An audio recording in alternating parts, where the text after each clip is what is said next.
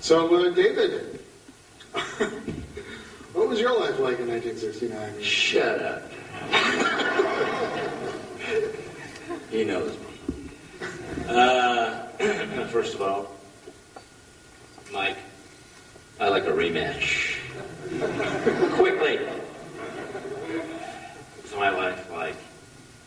I don't know what it was like, but this was my first and last role in the motion picture business. But I still feel like a star.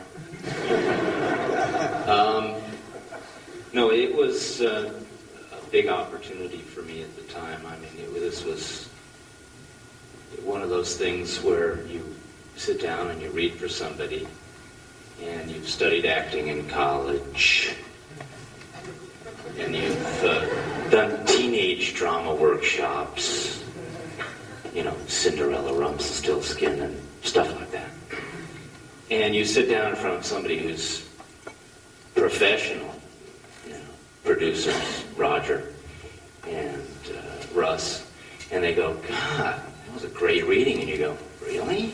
And they go, you're kind of up for this part. And you kind of go, oh, okay. I knew that. And you take your little portfolio with your little 8x10s and you walk out on the platform and you jump down the stairs, like this. But no, seriously, Michael and John and Dolly and Chuck and a few other people that aren't here helped me out immensely on this. I mean, I was out in the ozone, and they befriended me, and we had a great time, and these people are really, really wonderful, and it's tough to be an actor, real tough. And to stay in the business like they have, to contribute like they have, is to be commendable, seriously.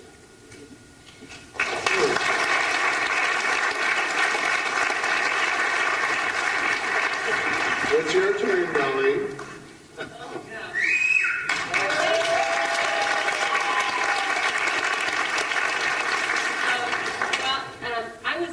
I'm from England, and I was a playmate in 1966 at Playboy magazine, and came to America, and in 1969 I was broke. I'm talking broke, because I couldn't work really over here, and I remember going to the International House of Pancakes to get a job as a waitress, and they turned me down. And to this day, I've never been in an International House of Pancakes. And I was really, really broke, and my agent sent me for the role, and in fact, not for this role, a different role. And as I went up to 20th Century Fox, there was a big sign up, and they had made Hello, Dolly then. And it said, Hello, Dolly. And I said, yeah! And I got the job, and Russ is fabulous, but tough. Woo! I mean, he's got heart of mush. He's just the most wonderful, warm-hearted, super guy. But he's like Papa Bear, and he between threatening you every 5 minutes and loving you every 5 minutes, he was a total gentleman and a super guy, and Roger was a staple. Every time Russ was going to make me cry, Roger was there. Right, Monica, remember that? But then I remember after the movie was over, and we all had a super time. After the movie was over, and I was in the hospital for one thing or another, and when I woke up from the operation, there was Russ with a big bouquet of red roses, and the first person I saw, he's always been there for me. He was there when my parents came over from England. He took them to San Francisco. I mean, he's a super, super guy, and I loved doing the movie, and it took a lot of guts for me to come here 20 years later. Lower that light a bit.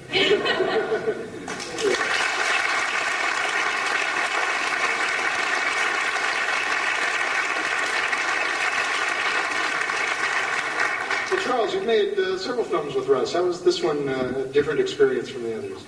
Yeah, they keep saying all these wonderful things. How come you never did that for me? Shit. We made him out of the back of a pickup truck. No, I was just watching this. This was a strange twist for me, this character, because he'd already trained me. You know, I was an actor trained in, which I wouldn't advocate sex, violence, and drugs, but I was already burned out when I got to this. You know, we used to really bludgeon them all over the side of the mountain. I can't remember live ammunition, believe it or not, man. It's like basic training, you know? 4 chicks, 1 grip, and a campfire. 2 steaks, that was it for 6 weeks. By God, we're talking about Death Valley. You watched the movie, you didn't walk out till you made it. You're dead. I'm not kidding you. Ask Haji. She was a little distracting. She used to do makeup with only sneakers on it. It was bad enough as it was. I think the first time I met Russ, I was going with a chick with very large melons, and she said she had an audition with this guy, and wanted me to go along and make sure he didn't get raped. And I think that's how I met Russ. She didn't get the job. I wound up playing the sheriff in Sherry, Harry, and Raquel. And Super Vixens. But anyway, it's been fun, and I've gotten a lot out of it. I'm still working actively, thank God. And I've done okay by Russ, and you know, the career's still going, thank God. By the way, how would you guys like to see another one called Up the Valley of the Beyond? Would you like that? Yeah. Well, he and Roger are trying to put something together. I think we hope they can bring it off. But anyway, thank you for coming and everything else. That's all.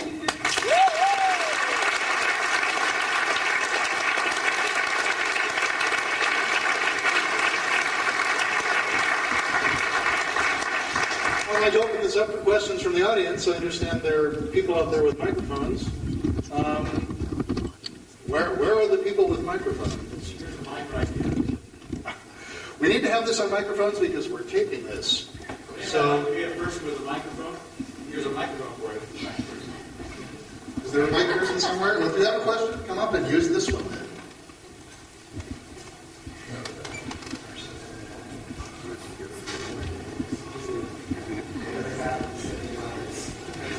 What happened to Cynthia Myers?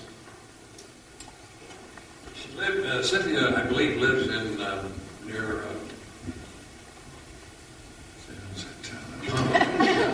I've spoken to her a couple of times, and she's married, I think, to an Air Force colonel. Has a little boy. I've not seen her. I would have enjoyed one time we were supposed to meet in Las Vegas, but she didn't show up. It was a trade show for video. Beautiful lady. Probably the most famous centerfold that played ever published. Bullshit.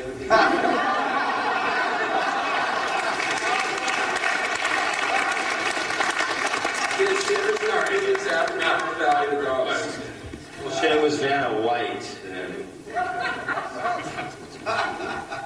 Anything else besides that? Did she make any other movies other than Beyond the Valley of the Dogs? I think she did a Western after Beyond the Valley. But I didn't see her. I haven't seen her in years. Great admiration for her contribution was exceptional.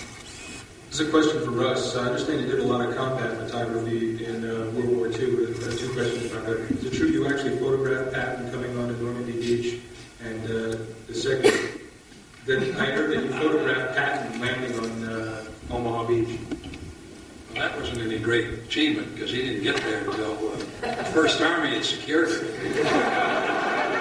I can't come up with any kind of imposing speech here because I have 2 close Confederates who are in the same 106 Signal Photo Company. Paul Fox is one, and the other is Jim Ryan. I made a shot of Patton at the end of the war. Garson Kanin was making a picture called True Glory. It ended up winning the Academy Award for the Best Documentary in 1945. And I had occasion to get this assignment to photograph Patton in a circumstance that might have resembled Normandy, whereas we were really outside Munich. And I recall the officer, who was a close friend of mine, but he was terrified of anyone with rank that exceeded his. And of course, Pat was the research general. So he said, I just haven't got the balls to go up and report to the general. He said, you're going to have to. And I said, I'm just a staff sergeant. That's your job. He said, I'm sorry, I just can't do it. You have to go up. So I went up. He was an imposing figure, sir, to present yourself to, and very accommodating. And seen in other circumstances when he was pretty raucous and straightforward. But he said to me, officer, was that your officer? And I said, yeah. He said, why didn't you report? He said, he was a little nervous. It made him a little more nervous. But anyway, we made the shots, but I must say, I was in his presence. I felt being in the presence of greatness. I had an opportunity once before to photograph something that had been brought about by Patton himself. Through the 6th Armored Division, towards the end of the war, we were advancing about 100 miles a day. It was one of the armored regiments. And I was wakened in the middle of the night and asked to come to S2, which is intelligence. There was a bird colonel in charge of the regiment. There was Patton, by himself. And he had discovered or learned that Hitler and Goebbels were going to be in Weimar, which is about 100 kilometers from everywhere. And he gave specific orders to the bird colonel. And he turned to me and he said, Sergeant, you better be very damn careful with what you shoot and make sure you do your job right. And of course, I had my knees had turned to jelly by that time. We left and they routed everybody out of their sacks, and the armored regiment mounted up. And he also mentioned the fact there would be no stopping for any kind of casualties. And all of a sudden, both myself, Slick, the guy from Alabama, here we were sitting on top of the greatest news scoop of the war. And there was no competition. Usually the GIs were always second best to the press that were, certified newsreel cameramen before the war. But anyway, we drove those 100 miles, sandwiched himself in between a couple of times. We did get to Weimar. Hitler had to get deep in there, but along with Goebbels, they literally beat the life out of the town burgomaster, and he confessed the fact that the two of them went back to the bunker in Berlin. But here we were sitting on something. I figured I had news of the day job just absolutely iced if I could have gotten that footage. I was thinking of my future more than anything else. So my times with Patton, that's probably the most memorable of all. Two of the shots, there were 2 shots in the picture Patton. They were made outside of Paris, a small town called Rambouillet, where Ernest Hemingway was hanging out there involved with the FFE, which was French Underground. One side item I've been working on an autobiographical film along with the book for a number of years, and found out that Patton was not without heart. When he was in a town called Knutsford before the invasion, he carried on with some sort of very poignant affair with a lady that owned a pub by the name of the Golden Stocks Inn. And I went there, Jim Ryan and I went there and photographed it. And in the lobby every week, a bowl of white carnations have been set up, delivered, and installed in a woman's head, but it bears a message that this was a gift on the part of General Patton on behalf of this lady and so forth. So I was glad to see another side of this tough old rascal. Makes me feel very strongly about brother. Long question. Not a long, that's a long answer. How did those experiences lead to your other film career? Excuse me? I'm asking, I just want to know how did those experiences lead to your making Russ Meyer movies? Well, I liked the war. I didn't want it to end. I had found out in the Army. I was afraid I had to come back and get a job.